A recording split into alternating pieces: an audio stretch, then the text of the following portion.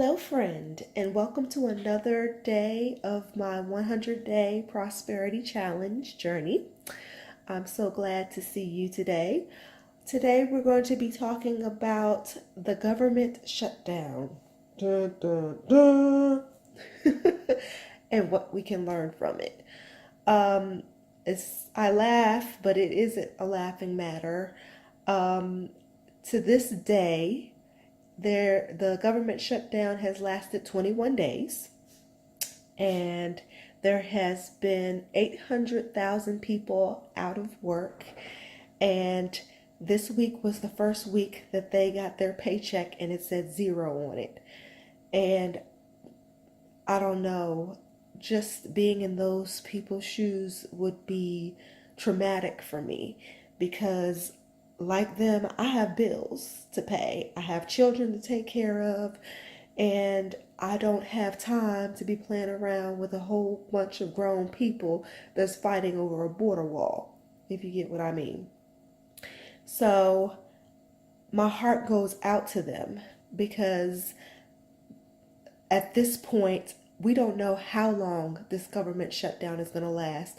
I watched on the news today, the president got on and talked about how, he wants his wall, and how the Congress got on and talked about how there's other ways to do border security.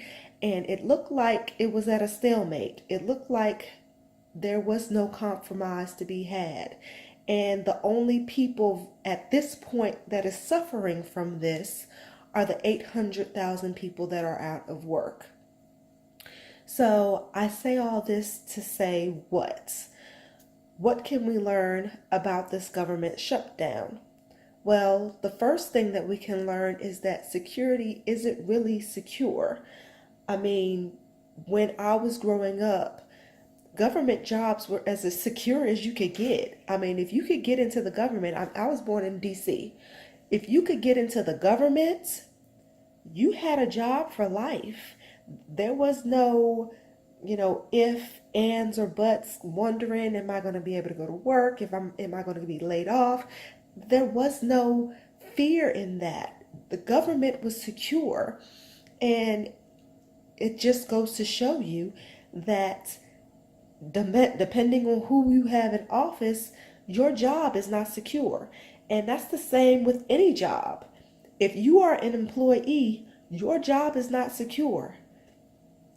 You don't have the luxury of sitting down and saying, okay, I know for certain that I'm going to have a job next week, next month, next year, 10 years from now, because your job may not be there. It might become obsolete. Just, I'm a teacher, and for a long time they were talking about replacing us with computers. So, once that goes down the pike, I'm out of a job too.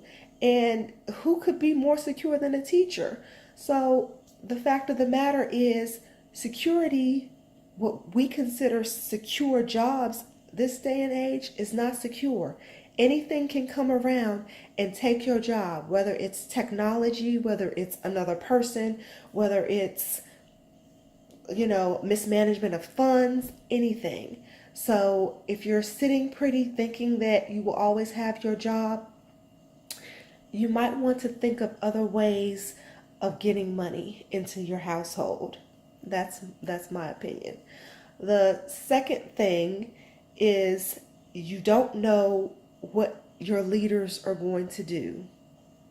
You have no idea what your leaders in your business, that the CEOs of your company, as well as the government, are going to do, and how that's going to affect you later on. So those are things that you need to be cognizant of. I saw a story on the news a couple of nights ago about a family in this government shutdown. The woman was pregnant. She was due like in a couple of weeks. And the husband worked for the government, but now he's not working. So instead of, worrying about, the baby and being happy and making sure that the baby's coming home to a nice, welcoming, beautiful baby room, they're concerned on if they'll be able to keep the lights on.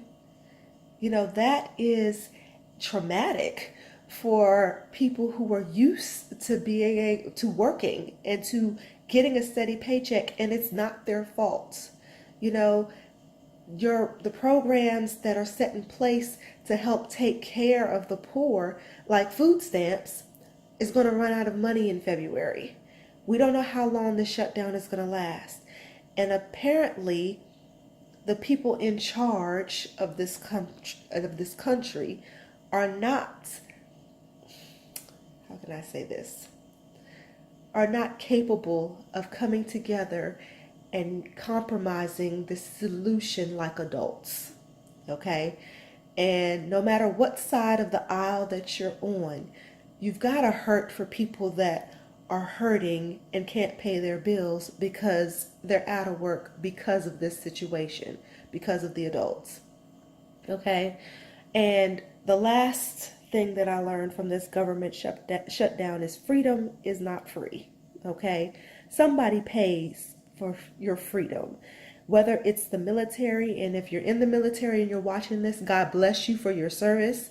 I thank each and every one of you that I have the ability to wake up and do what I want to as long as it's legal in this country of ours. So thank you so much for your service. Or it could be the workers that are out of a job right now. It's the people who sacrifice and get furlough days and, laid off or fired, or, their jobs are on hold, or whatever you want to call it. And unemployment, which is funded by the government, is not going to last forever. So what are you going to do? What is the best option for you if you're stuck in this type of scenario, or if it has not quite crept to your door, but you see the signs of maybe that it's coming? I remember my dad, who used to work for Amtrak, he used to talk about how there was layoffs there all the time, how he had to lay off, people in his company. My father-in-law, talks about layoffs in his company.